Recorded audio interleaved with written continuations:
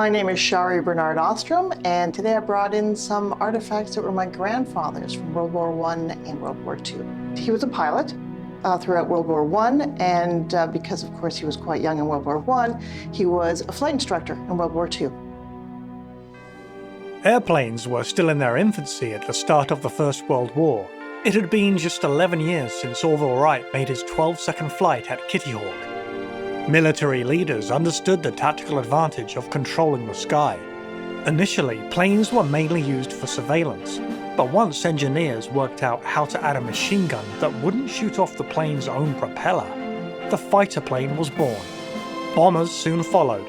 Troops on the ground now had to fear death from above.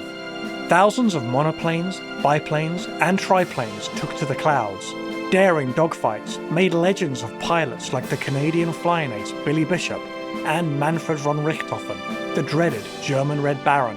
The fighting of wars had changed forever. Well, I'd like to welcome you, Sherry. Today we're going to look at an interesting collection you brought in to share with us. It's fairly historic for a number of reasons. Let's sort of dive right in and see what we have. Right. So this particular sign piece is the discharge papers for your father, and he was involved in the First World War, and he was a pilot in the Royal Flying Corps, and he was involved in action over the Western Front and flying through that period. So the discharge paper is a fascinating piece because when we look, we can see the signature of the king at the point. The question if that's actually a real signature is obviously the discussion, but the inversion is that it is.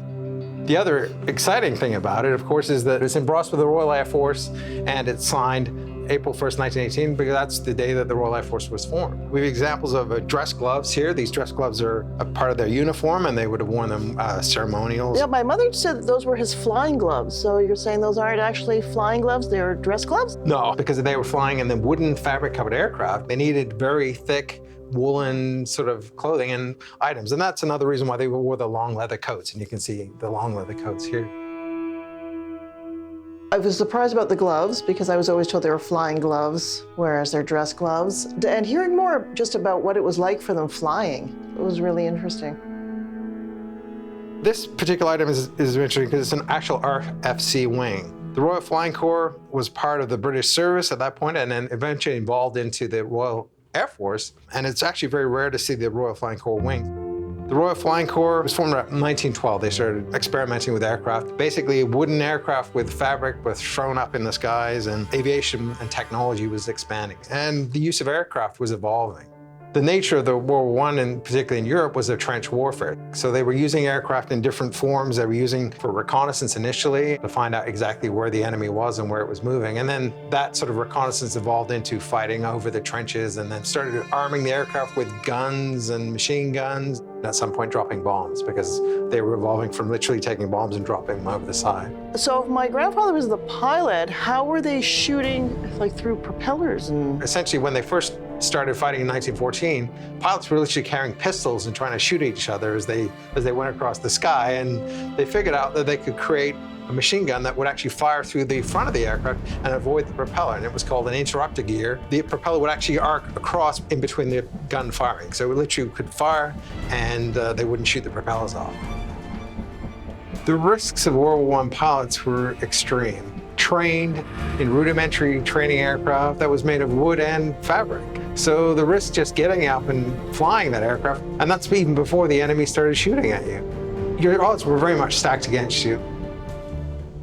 So Sherry, let's talk about your grandfather. Who was he? Well, his name was Robert Simpson Pattison. His older brother was killed pretty early on in Europe, so he decided to lie about his age and go and take his place. He was a lovely, actually quite a gentle man, going off and fighting for his brother. That sounds so tough, but he went to do his part because his brother had passed.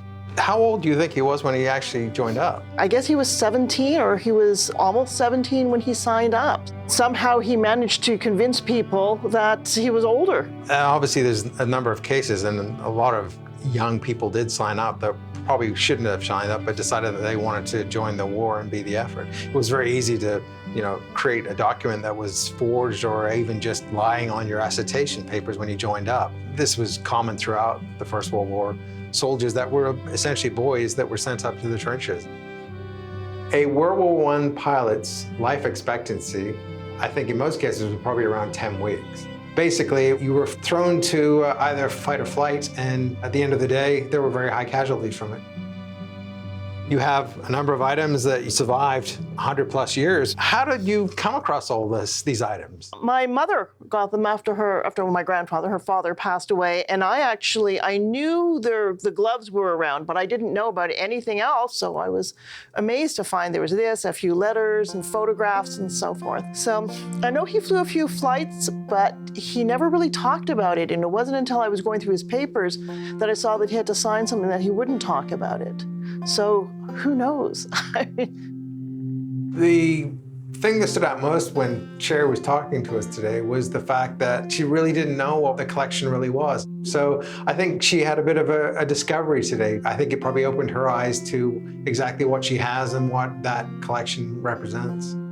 To breathe the life into what was going on in the war and hearing about how a 17-year-old would go and sign up and be flying in these rickety planes. It makes it very much more real. And I hope that we don't lose the history. By making it somebody's story, I think it anchors it a little bit more.